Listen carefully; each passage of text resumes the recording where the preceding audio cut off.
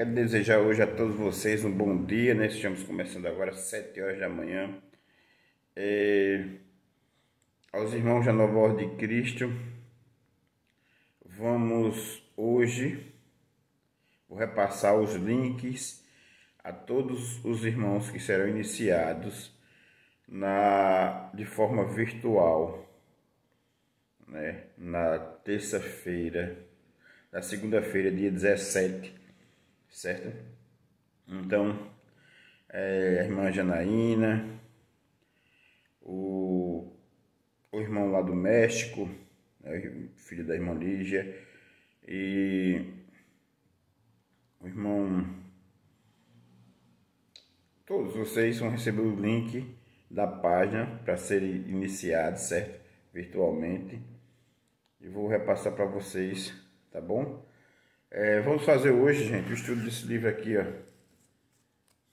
Colombo, o Mistério dos Templários na América, né? E aí vocês vão poder analisar, aqueles que assistiram a minha entrevista no canal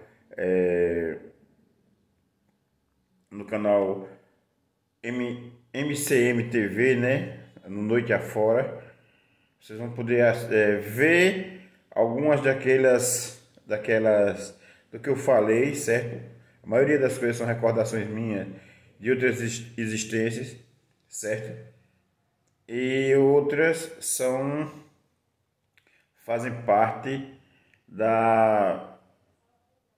de estudos, né, que eu fiz para poder confirmar se as minhas recordações eram verídicas, né?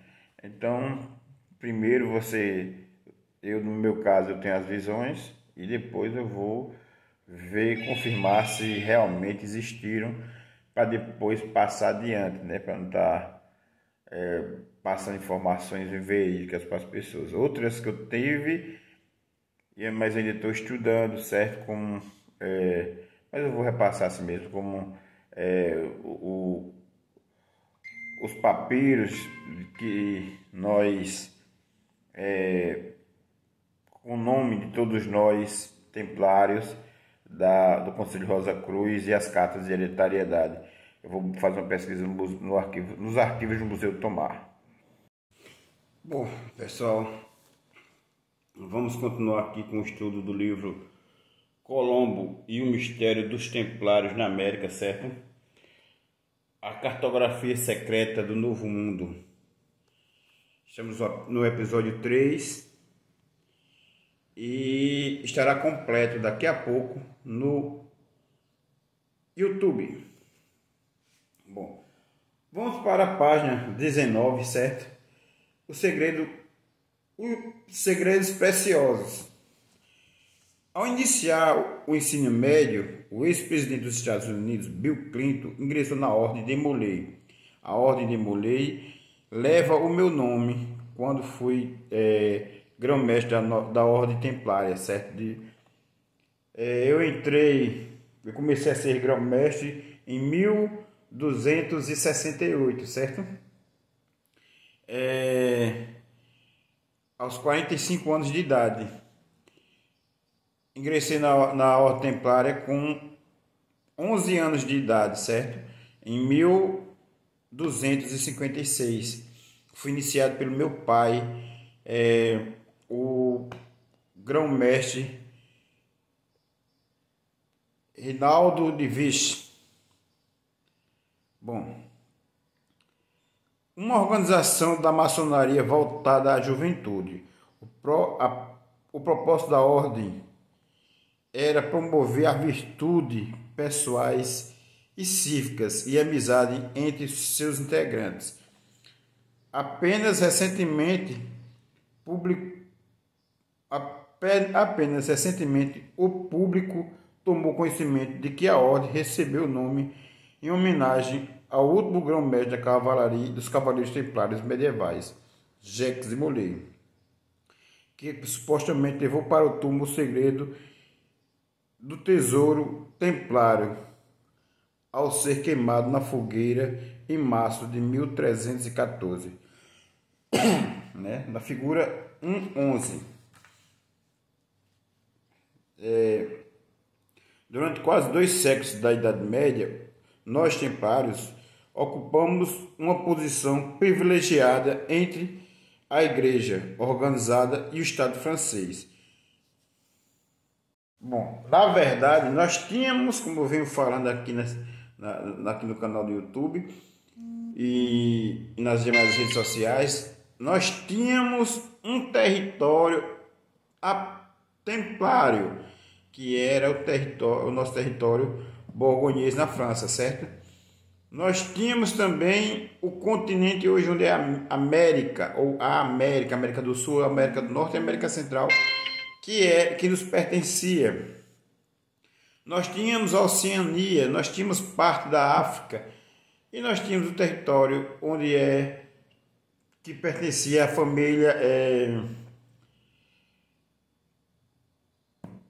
a tribo de Benjamim, que nos fazia parte como descendentes de Salomão.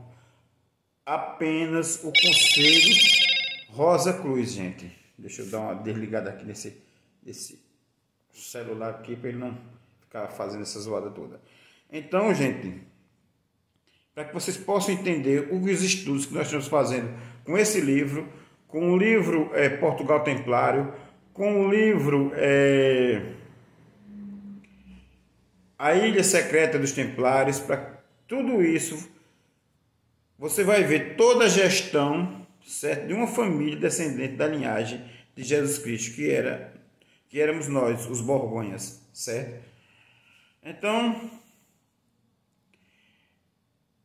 segundo a maioria dos livros que tratam do assunto, a Ordem dos Pobres Cavaleiros de Cristo e do Templo de Salomão foi fundada em 1118, 19 anos depois de sua conquista de Jerusalém durante a Primeira Cruzada. O objetivo explícito dos novos cavaleiros originais da ordem era manter a entrada e rotas seguras para os peregrinos. Existem poucas evidências de que tenham cumprido essa finalidade. Porém, e o verdadeiro objetivo dos primeiros templários? Talvez jamais seja conhecido. Muitos historiadores, no entanto, sugerem que esses primeiros templários descobriram alguma coisa oculta sobre as ruínas dos templos de Salomão, que confirmava, entre outras coisas, a própria existência de Jesus Cristo.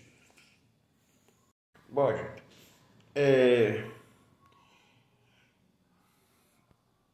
como vocês sabem, nós trabalhamos com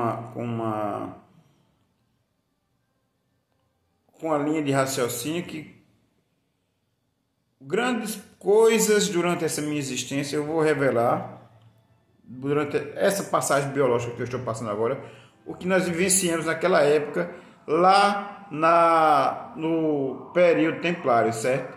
E eu vou falar sobre mais uma. Bom, pessoal,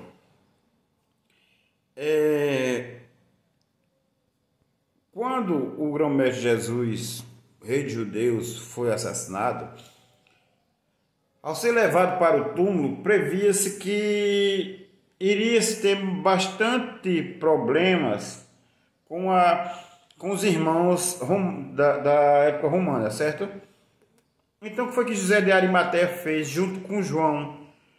João, que era o Lázaro. Lázaro é o nome iniciático dele, certo, pessoal? Eles removeram o corpo do grão-mestre Jesus daquele local, certo? E levaram ele para outro local seguro.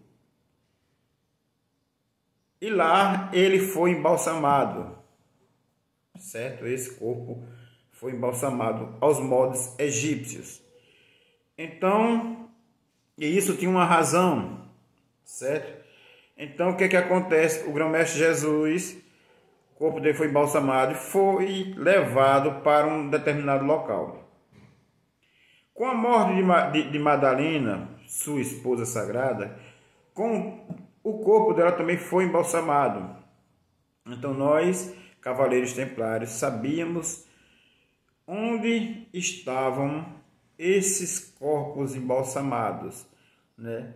Que na atualidade eu não sei onde estão, certo? Bom, então vamos para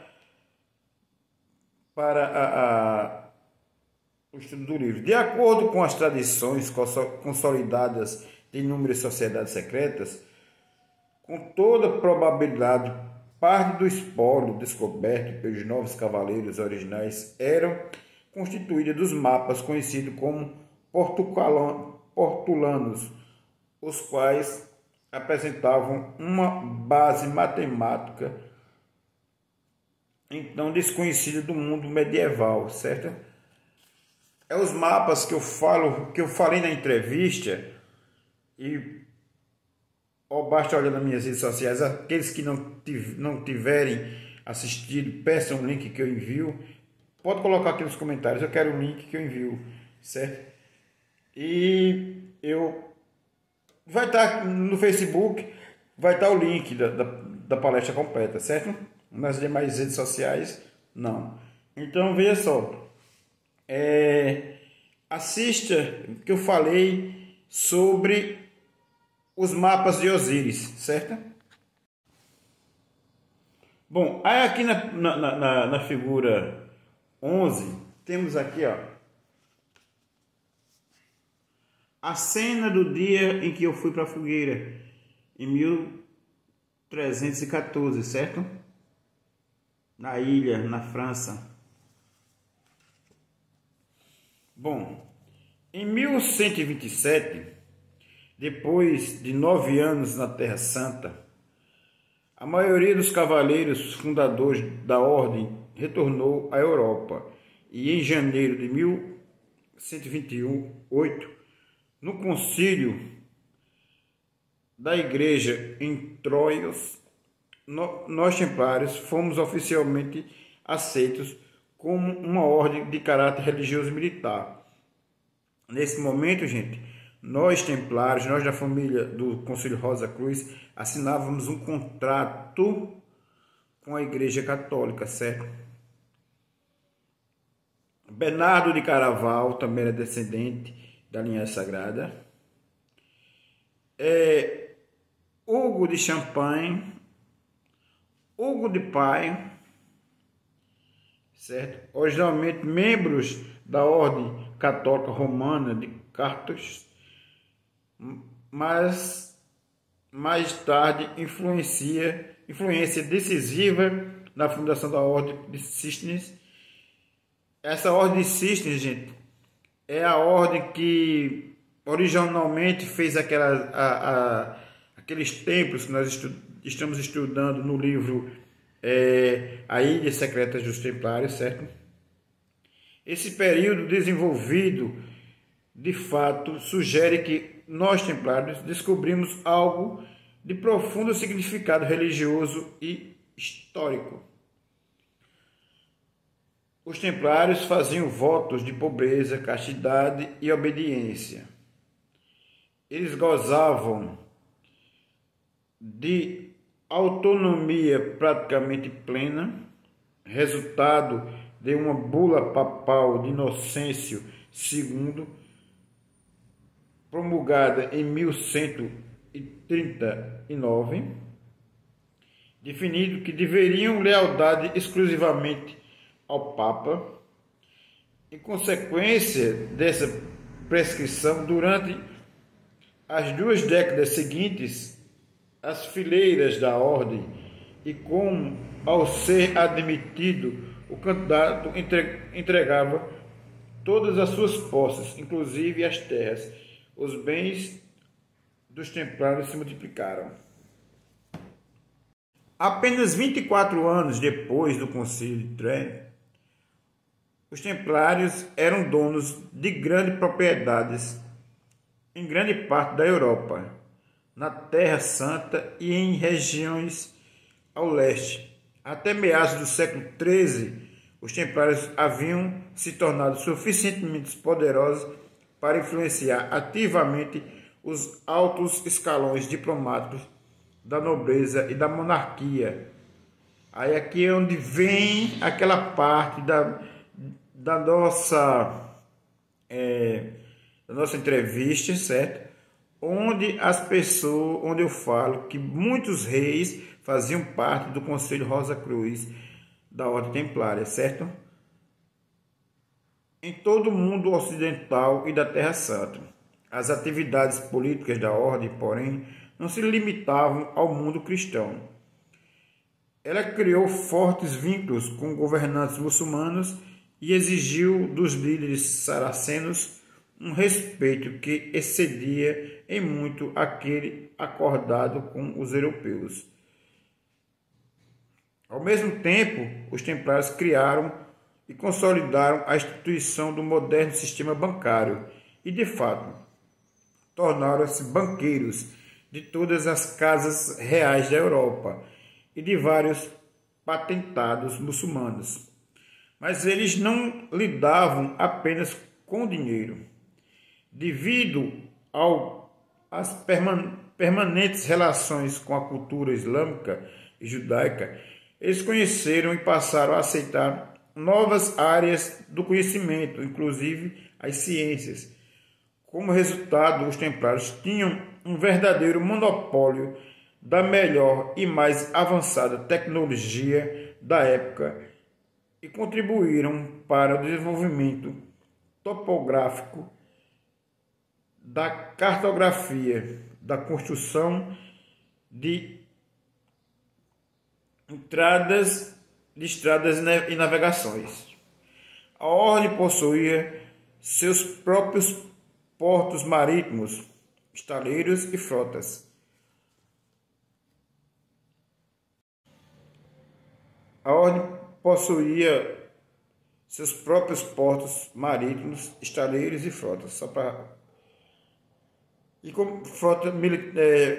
frotas militares e comerciais, com força naval principalmente baseada em La Rochelle, França. Bom, gente, aí aqui vem uma parte que nós temos que analisar com bastante carinho. Bom, nós tínhamos um mapa que fazia com que nós saíssemos do porto de Rochelle direto para onde é hoje a Guiana Francesa, aqui na América do Sul, certo? Direto. Então, seguindo coordenadas matemáticas e seguindo a estrela América, que deu origem ao nome América, certo? Como eu falei anteriormente, a bandeira do Brasil foi criada por Salomão, certo? E nós, descendentes da casa de Davi, da família Borgonha, já tínhamos toda a divisória desse país, de como seriam cada parte da Ordem Templária, certo? Não seria paz, seria, vamos supor, cada país já estava pré-marcado, pré-destinado a como seriam as suas divisões, certo? Era isso que nós fazíamos. Então, ela era também proprietária da melhor mapoteca da época, cujo acervo incluía inúmeros mapas portucalanos, raros de origem desconhecida, provavelmente aqueles encontrados debaixo do Templo de Salomão. A ordem também mantinha hospitais próprios, com médicos e cirurgiões que evidentemente conheciam, entre muitos outros, os conceitos e as propriedades dos antibióticos.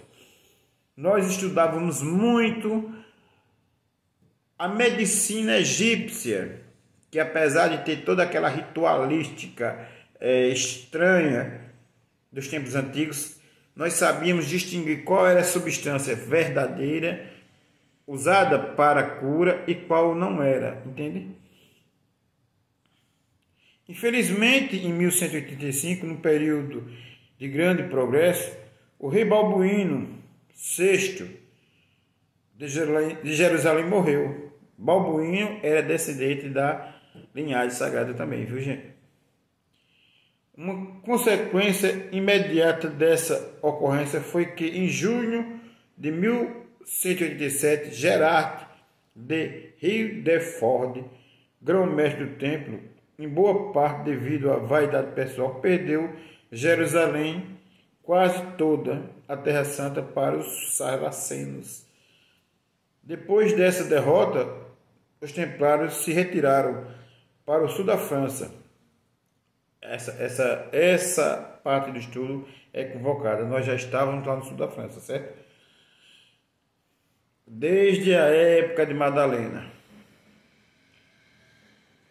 Especificamente Languedoc, a região herege dos cátaras, como muitos proprietários de terra abastados, cátaros eles próprios ou simpatizantes da crença cátara, haviam doado grandes áreas de terras para a ordem. Os templários, eles não haviam doado, eles faziam parte, alguns dos cátaras faziam parte da linhagem sagrada, certo?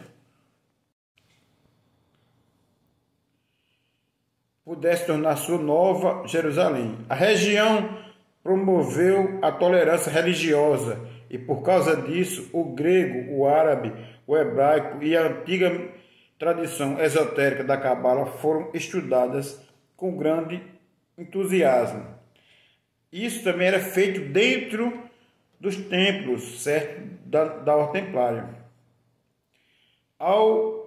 A semelhança do Império Romano, porém, veja aqui temos a frota templária, gente. Vejam só. Deixa eu ver se eu consigo tirar mais nítido para vocês. Certo? Né?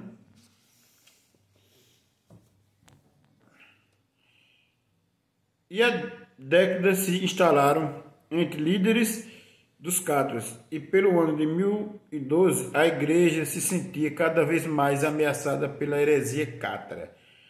Por quê? Porque a heresia cátara tinha o conhecimento de que aquela criação da Igreja Católica, da venda de um Jesus Cristo, Deus, era mentira, porque Jesus Cristo nunca disse que era Deus, em parte nenhuma da Bíblia, nem em parte nenhuma dos evangelhos que não entraram na Bíblia, que são mais de 100, eu não sei porquê, não entrou na Bíblia. Eu sei porquê, mas eu não quero falar aqui, certo? Então foi enviada contra os cátaros, por ordem direta do Papa Inocêncio III, uma santa cruzada, hoje conhecida como Cruzada Albigense, foi enviada contra os cátaros, com tal apoio e cooperação do trono francês. É engraçado, né? Porque o rei Luís, que administrou essa cruzada, hoje é santo. E muitos dos santos católicos foram assassinos imensos. Né? Um exército do norte, comandado por Simão de Montfort, invadiu Languedoc. Durante os 40 anos seguintes, aproximadamente 30 mil cátaros foram exterminados. Embora iniciado pelo Papa, esse episódio de genocídio, a única forma genuína de descrevê-lo, é mais lembrado pelo fanatismo de um monge espanhol chamado Domingos de Guzmão, depois São Domingos. Tanto São Domingos, esse grande fanático, como o São Luís, se tornaram santos, né? Os fanáticos mataram pessoas em nome de Deus. E quando você mata pessoas, você não está fazendo o cristianismo. Quando você persegue outra pessoa que pensa diferente de você, você não está fazendo o cristianismo. Quando você persegue uma pessoa que pensa politicamente diferente de você, você não está praticando o cristianismo. Você está sendo religioso, cristão não. O cristianismo é o que nós cátaros fazíamos, é o que nós templários fazíamos e fazemos hoje, nós templários da Nova Ordem de Cristo, que juntamos pessoas de vários credos religiosos para estudarmos juntos, para estarmos juntos, para respeitarmos, certo? Essa ritualística cristã que mata pessoas, essa não é cristã, certo? Quando o Moisés matou, ele não matou em nome de Deus, não foi Deus que autorizou, ele matou usando o nome de Deus, mas eles não estavam fazendo trabalho divino, certo? Que criou os métodos de tortura da Santa Inquisição. São Domingos criou os métodos de tortura da Santa Inquisição. Gente, tem que ser avaliado o conceito, né? Tem que ser reestudado o cristianismo para que assassinos não se tornem santos e nem homens de bem, porque quem mata não é um homem de bem, certo? Salvo, né, em um momento que está defendendo a própria vida. Bom, até 1243, acusado Albenge havia arrasado todas as principais cidades e fortalezas cátaras da região, com exceção de algumas cidades isoladas. Com exceção, né? Destaca-se entre as fortalezas de Montegur, situada numa montanha distante.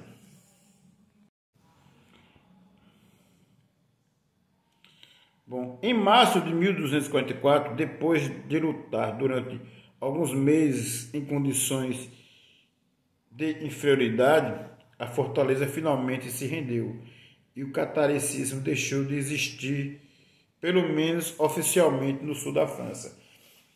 Como os cátaros eram considerados abastados, espalharam-se rumores de um tesouro fantástico escondido em Montegur, mas nada de importante jamais foi encontrado nas ruínas desta fortaleza.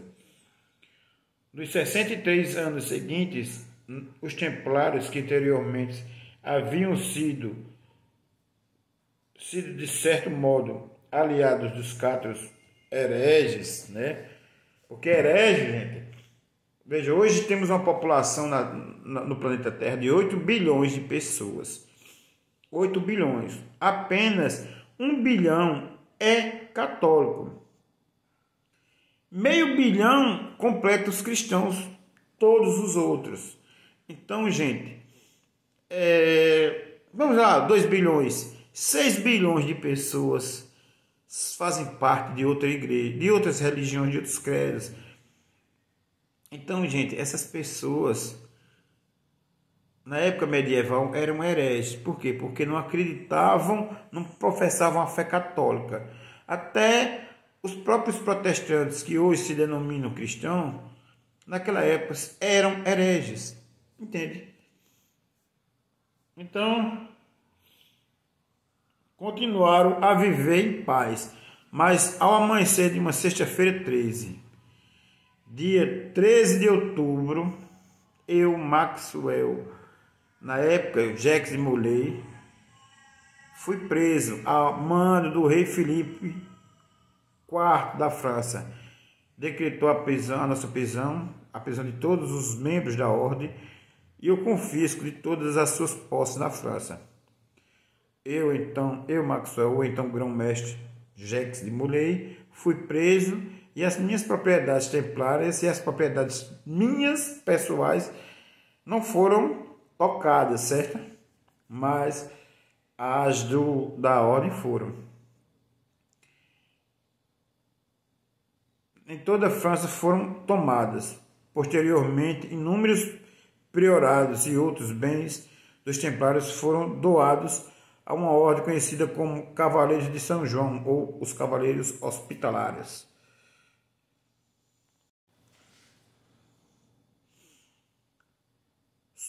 Os cavaleiros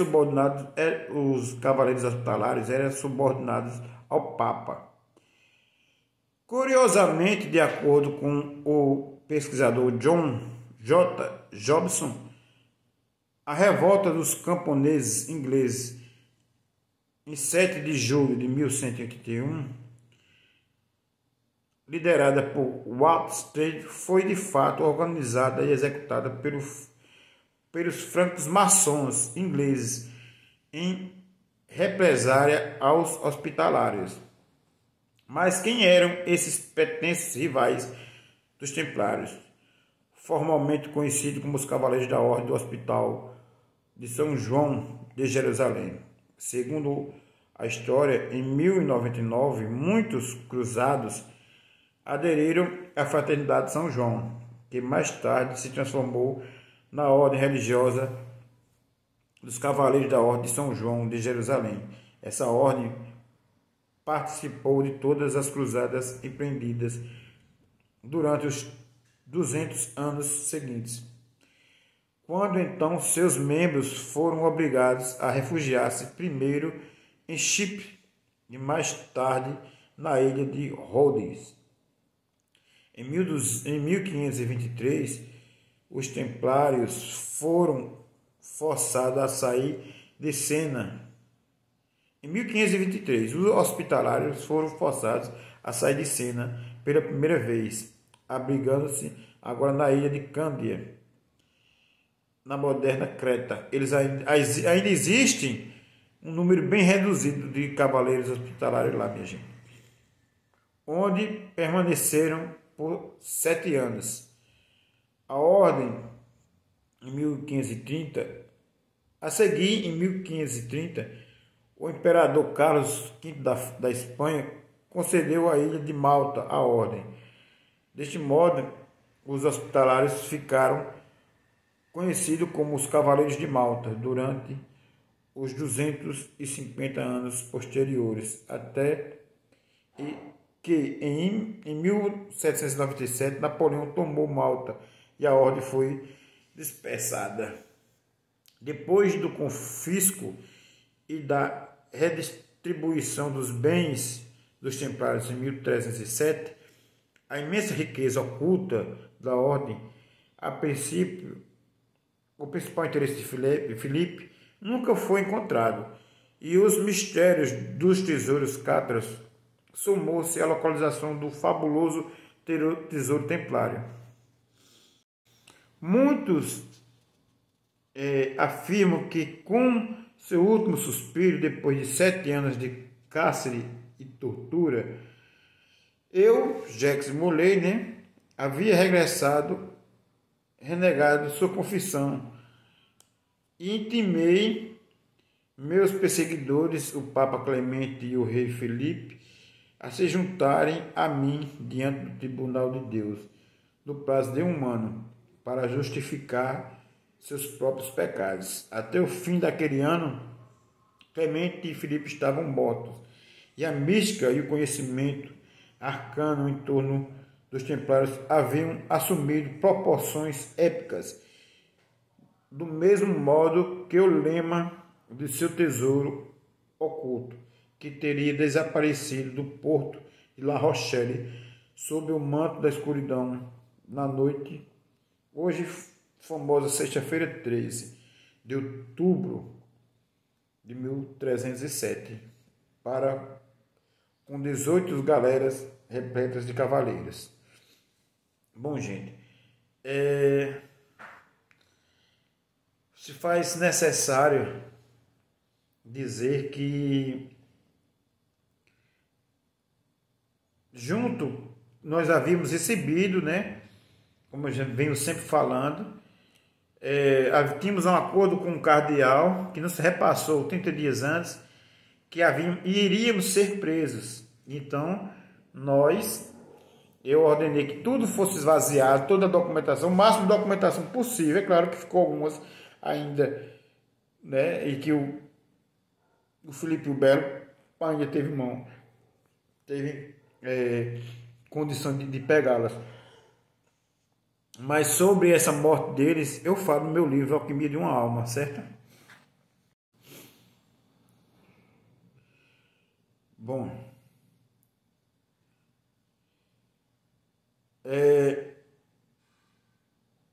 então, deixa eu ver que eu não parei aqui.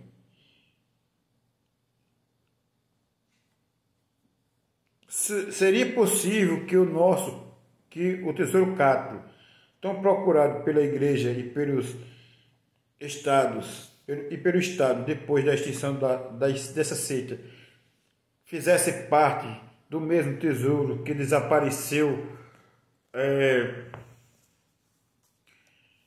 com a frota templária no Porto La Rochelle. Historiadores da Ordem Templária concordam hoje que pelo menos alguns daqueles 18 galeras dirigiram-se para a Escócia, porque eu pedi que fosse dirigido para a Escócia, para Portugal, Escandinávia, certo?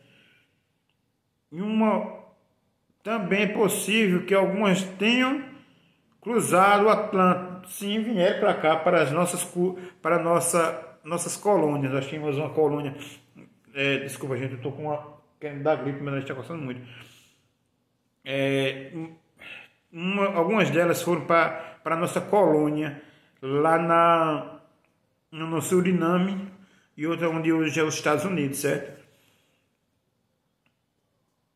No Atlântico, em direção às colônias já formadas no Novo Mundo, com sua história anterior, demonstrou que os templários eram suficientemente inteligentes para prevenir que nem todos os ovos fossem depositados em um mesmo cesto.